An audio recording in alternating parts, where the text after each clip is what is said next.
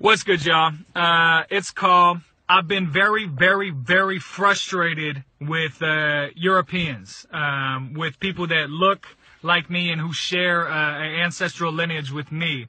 My primary frustration is we've been so severely miseducated, we don't know how to think. And we've been stripped of our ability to use logic and reason. Also, we sit on a pedestal of slavery and colonization, and we sit so high, even those of us who are busting our ass all day, every day, working nonstop, we sit so high on a pedestal of slavery that we can't even see the world for what it truly is. And if we had the gun to our head or the threat of rape at our doorstep every day, we would feel the same sense of urgency that the rest of the world feels, or that colonized peoples who are confined to these artificial borders of the United States feel. So let's be very clear. This land is not the Europeans. It never has been. It never will be. What's going down in Standing Rock, what's going down with this new administration is a continuation of 600 years of colonial theft. And I think there's only one example I can think of that really illustrates this. I was talking to a 7-year-old in my family a couple weeks ago, and we were actually talking about this very thing, about stealing land from the indigenous people. And the 7-year-old goes, "Nobody's taking my land," European kid, by the way. "Nobody's taking my land. I got a gun." I said, "You ain't got no gun." He said, "I got a 45. I said, "You don't have a 45. He said, "No, I got a Nerf gun." I said, okay. Let me break this down for you then. Let's say Lil Ricky, 2 houses down, comes and steals your Nerf gun. Is that his Nerf gun? He was like, "No, it's my Nerf gun. He stole that from me." I was like, "Word. Well, it's his now, so deal with it." Ricky grows up, has a kid, and gives that Nerf gun to that kid. Now, is it that kid's Nerf gun? He said, "No, it's still my Nerf gun. He took it from me." I said, "He didn't take it from you. His dad did. He's only known that Nerf gun was his whole life. How could you take that back from him?" He's like, "Nah, it's mine. I want it back." I said, "Okay, fine. Let's play this out a little bit longer." So Lil Ricky's kid has a kid when he gets older, and he gives him that Nerf gun. "Is it still your Nerf gun?" He was like, "Yeah, it's always been my Nerf gun. Just because he passed it along to a different guy doesn't mean that it's not mine." I said, "Well, then perfect. This isn't our land. It never has been. It never will be. And until we return it, any sort of solidarity that we feel with black and indigenous people is a fucking joke. Unless you're willing to give back what you never earned, you are a opportunist and a liar. And if you are not even willing to admit that this isn't ours in the first place, you're a fool." And I'm not saying this, maybe I'm saying this because I'm fucking frustrated. And I am, because you guys are better than this. If a 7-year-old can figure out this logic, then y'all can figure this out. And I want more for you. I believe that we have the ability to fucking think. We have the ability to say, "Oh shit, okay, yeah, it's getting hot out here. It's getting very, very hot. There's clearly something wrong. Oh wait, I'm in the middle of this? Oh, maybe I have some sort of responsibility here. Maybe I have some sort of responsibility. Oh, literally every article of clothing I have, literally every piece of food I eat is stolen? Damn." And the people who are mining these raw materials, who are sowing these goods, who are harvesting these foods, they're not even able to eat these foods? They're not even able to wear clothes or have shoes? You gotta be kidding me, man. None of you are that selfish. I hope none of you are that selfish, man. None of this shit is ours. We gotta give it back. I mean, I was taught that my whole life. How was I raised in a Christian society that taught me, "Thou shalt not steal"? And yet everything we have is stolen, and we're unwilling to give it back. And I understand you said I bought this, I worked hard my whole life to buy this. Sure, you might have worked your entire life. You might have busted your ass. I know I busted my ass to the point that my body has failed me time and time again.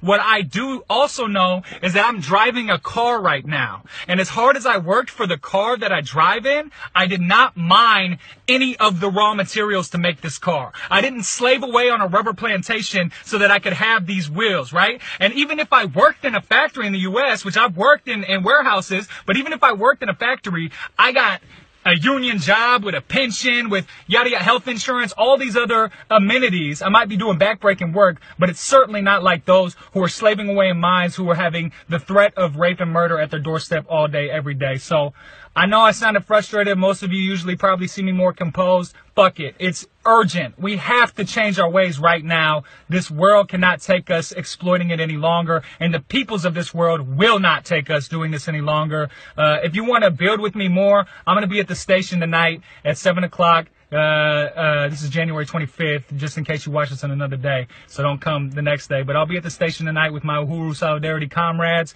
We work under the leadership of the African People's Socialist Party to build a new and better world that is not rooted in the slavery and oppression of every single person on this planet, but is rather rooted in self-determination. Every individual, every people's right to determine their own destiny. So Uhuru means freedom. I'm gonna leave you with that. Uhuru, y'all. Peace. Wait, no. Fuck peace. Fox said that. Uhuru. Shalom. I want to give all praises to Yahweh, Bahashem, Yahweh Shai, Bahashem, Harakakwadash. That's all praises to the Most High in the name of His only begotten Son, who the world only calls Jesus Christ, and in the name of the Holy Spirit. That was to the elder apostles, a great millstone, and show me the truth. Shalom wa brakatham to the elect. This is just a response to this clip. All right, the brother GMS Milk, he posted up the clip. It basically shows Esau spewing out shame of his own people. So it's becoming more apparent that Esau is the wicked, and that they got to pay for what their forefathers have done. And he even admitted it and even used logic in the video. But you brothers, I'm sure you will see it. I'll post a clip up, in the video. But everything he said, scriptures was coming to mind.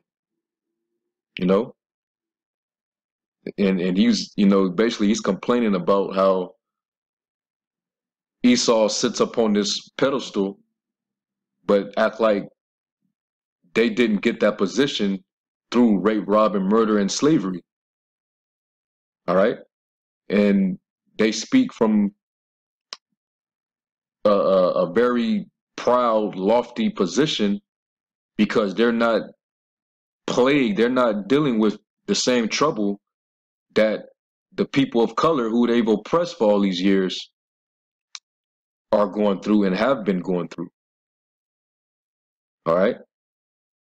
So, matter of fact, even though you're going to see the clip, but I just want to just run that back so you can hear what he exactly said, and it reminded me of a particular scripture. All right, let me try to find where he says it. Field. So let's be very clear. This land is not the Europeans. It never has been. It never will be. What's going down in Standing Rock, what's going down with this new administration is a continuation of 600 years of colonial theft. And I think there's only one example I can think of that really illustrates this. I was talking to a All right, let me go back. I think it's further back. Statement that he made. And we've been stripped of our ability to use logic and reason. Also, we sit on a pedestal of slavery and colonization, and we sit so high, even those of us who are busting our ass all day, every day, working nonstop, we sit so high on a pedestal of slavery that we can't even see the world for what it truly is. And if we had the gun to our head or the threat of rape at our doorstep every day, we would feel the same sense of urgency that the rest of the world feels, or that colonized peoples who are confined to these artificial borders of the United States feel. See? So he basically, Esau will feel the urgency, all right, that other people that are under the oppression, that they feel about, their condition, how they're being treated, what they've gone through. Esau doesn't feel that urgency because he's sitting up. He's in the power seat, man. He's ruling. So even the workers, even the lower class Edomites are proud just because of their nation's position in the earth. And they're not dealing with the same oppression and the same fear that people of color are, which really are predominantly the Jakes here in Babylon, and even in other parts of the world that are suffering. They're not under those conditions, but they're starting to. They're starting to feel it because them curses are starting to slowly rub off on their ass, man. Because the scriptures tell you that the Lord's going to take the curses that's on us and put it on our enemies. Okay? Now they're starting to see what it's like to live like an Israelite, like a Jake, man. But what he said, this is the scripture that I thought about, is in Psalm 73, And I'm going to start at 3. It says, "For I was envious at the foolish when I saw the prosperity of the wicked. For there are no bands in their death, but their strength is firm. They are not in trouble as other men." Okay? And that's why they don't have that urgency, because they're not in trouble. They don't have the gun to their head, or the fear of being stripped of their position, you know, and fear of losing their inheritance. Everything is passed down to them, man, but it's because of what their forefathers did. That's why they're able to live the way they live. All right, it says, "Neither are they plagued like other men. Therefore pride compasseth them about as a chain." Okay? Violence covered them as a garment. So that's why they're so proud, sitting on that pedestal like this Edomite just said. So he's actually talking some sense, man. This is an Edomite with a guilty conscience. And the scriptures tell you that, pursuant to Job, the 20th chapter, his children shall seek to please the poor. He's talking about, why don't we give up what we stole from them, from the indigenous people of the land? Okay? So clearly, apparently Esau is he's seeing that his people are really, even though they're lifted up with pride and they sitting on a pedestal, really their past and their history is shameful. And what they're holding on to right now, they really shouldn't be proud about. Okay? And he's frustrated about that. People probably have to remind him, and he sit back and sees himself. They're like, damn, like my people ain't right. They wicked as hell. Yeah, man. All right, and that's also in scripture, Sirach, in the Apocrypha, Sirach 41, verse 7. I'm gonna start at 6. It says, "The inheritance of sinners' children shall perish, and their posterity shall have a perpetual reproach," meaning shame, disgrace. "The children will complain of an ungodly father, because they shall be reproached for his sake." And it seemed like every year it's always videos coming out like this of Edomites, pouring out their feelings, their emotions concerning, how they're very disgraced with their own race, especially in regards to what they've done to who they call minorities, which really we're not the minority, but the people of color who are in impoverished conditions, the people that's suffering police brutality. All right, we have a long known history of being enslaved by these same colonizers, man, that put us in these lowest conditions that we're living. All right, and built up a socio-economic system that's made to oppress and keep people of color down. Predominantly, the so-called Negro, Latino, and Native American, Hispanic and Native American, man. We're the lowest of the low, man. All right. If you see the statistics of the wealth pool in the earth, there's no comparison between the so-called white man and the so-called Hispanic and so-called black man. We're on ground level, while the Edomites are the top of the building, man. Okay.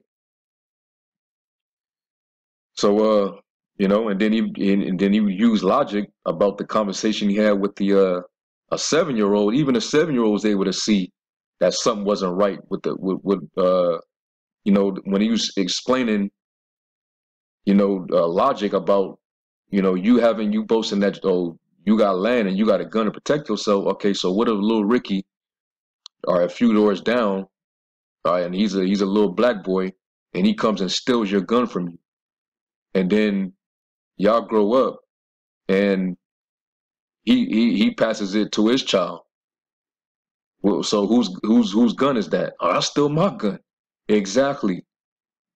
So you Edomites talking that patriotic shit, telling the illegals, that they don't need to be over here and to go back to Mexico or back to the border. This is our land. Calling them illegals, and y'all stole this land. And the same thing with the Native Americans. You stole their lands, you slaughtered them, you butchered them, you colonized them, you raped them, you murdered them. And this inheritance that you have to this very day was based off of you taking this very stolen land. This land was already occupied. Okay? Everything about the society and the fact that it's flourishing and that it prospers is because of the captivity of Israelites. Because we put our hard slave labor into this place, man. We the reason why this place continues to run. Okay? If all Israelites stop working for this devil, all right, basically just stop contributing to this place, you know how quick this place would just fall, man? All right? So that's what it is. And you know, the 7-year-old was able to see it, man. Like damn, like he keep passing that gun down to his children and their children, and that's still my gun. Well, Esau, that's exactly what Esau did. And got the you know the children of this generation thinking that this always been theirs. Okay? And give them the illusion that, you know, hey, this is ours and we're gonna keep passing it down to our children and our children's children. The scriptures say that about the wicked, man. But before they get that possession and that substance, they take it by violence first. Micah 2:2, it says, and they covet fields and take them by violence, and houses and take them away. So they oppress a man and his house, even a man and his heritage. All right. And that's exactly what he did when he came over here. When he came to the Caribbean islands, and then he came over here to the Americas, man. Over here to North America, Central America, down to South America. He took it and he colonized it and made it his. Okay, and he used violence to do it because he's a man of the sword. He lived by the sword. All right. So after he takes it by violence, this is what he does with that substance. Psalms 49 and 10, it says, for he seeth that wise men die, likewise the fool and the brutish person perish and leave their wealth to others. Their inward thought is that their houses shall continue forever. And they think America is going to be forever, man. That Esau is going to always maintain his position of power on the earth. Esau is going to continuously always be in the suburbs, living in where the nice homes are at, gated communities, our fresh grass, you know, a nice looking lawn, okay, sidewalks, people walking their poodles, their terriers, you know, Billy saying hi to Susie across the street while she's watering her grass. All right, nice luxurious vehicles in every fucking driveway. You go to the markets, it's Whole Foods, everything organic. All right, come on, man. You ain't got to worry about police brutality, police pulling you over. The police will come over there and check on your neighborhood to see if everybody is cool. But over in Jake's neighborhood, nope. Oppression, man. All right, and they think this is going to continue forever. And their dwelling places to all generations, they call their lands after their own names. And that's why America, after it got colonized, it was changed to the name of the guy who came over and colonized it, man. All right, Amerigo Vespucci, that's what America was named after. It did the same thing in Africa. All right, Leo Scipio's Africanus changed the name to Africa. And got Jake thinking that they're Africans when that's the term of a Edomite. That goes back to the name of a Edomite, a Roman Edomite. Okay? And then, not only that, but this is also what they do. Psalm 17:14, from men which are thy hand, O Lord, from men of the world, which have their portion in this life, whose belly thou fillest with thy head treasure, they are full of children, and leave the rest of their substance to their babes. And that's what he was saying about that gun. Okay? He's passing that gun down, you know, generation after generation. And the 7-year-old was like, but just because he's passing it to other guys, that don't mean that that's their weapon. That's still my gun. Exactly. Exactly. Okay.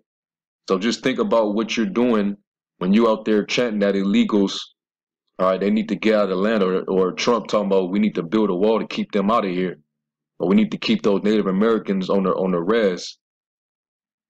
You know, this is our land. It's been our land. You know, they're very patriotic. The whole American flag thing. Okay, and this is just an example of Esau seeing the reproach of his own nation.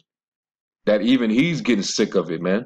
But hey, if he's an Edomite, hey, he's venting out his frustration, but he's gonna have to pay for what they've done, because he even admits that he still benefits from what they've done.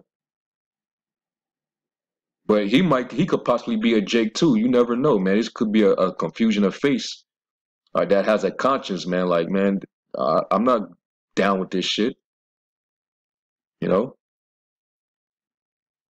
But you know, I just want to respond to that, all right. And this is, hey, Esau, you on your way out, boy. You finished, man. Your own is getting sick of you, man. The devil is getting sick of the devil. You know, it's that time, man, and the world is rising up against you. And Jake, they about to get roused up again in the wake of these different shootings that's happening. You know, the fact that they're not gonna give criminal charges to the officer that killed Alton Sterling.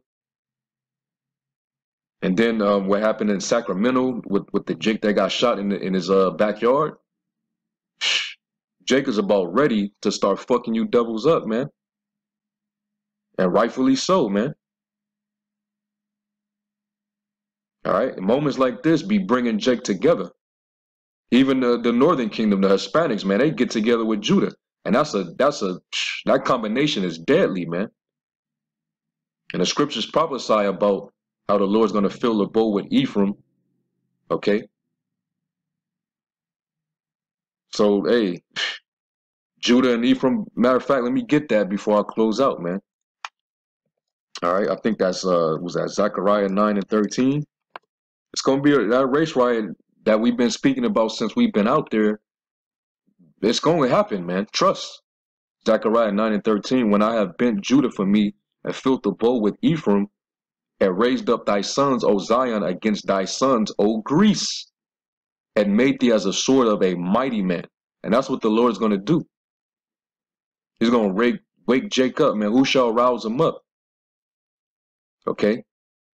You've been crouching as a old lion for so long, but hey, man, the return of the strength of that young male lion, man, the alpha lion, the alpha male who's king of the jungle, man. Y'all keep doing enough to Jake, and Jake is just gonna turn into that lion. All right, and both that deadly combination of the Negroes getting together with the Hispanics and natives, man, to come against you white people, man. Watch.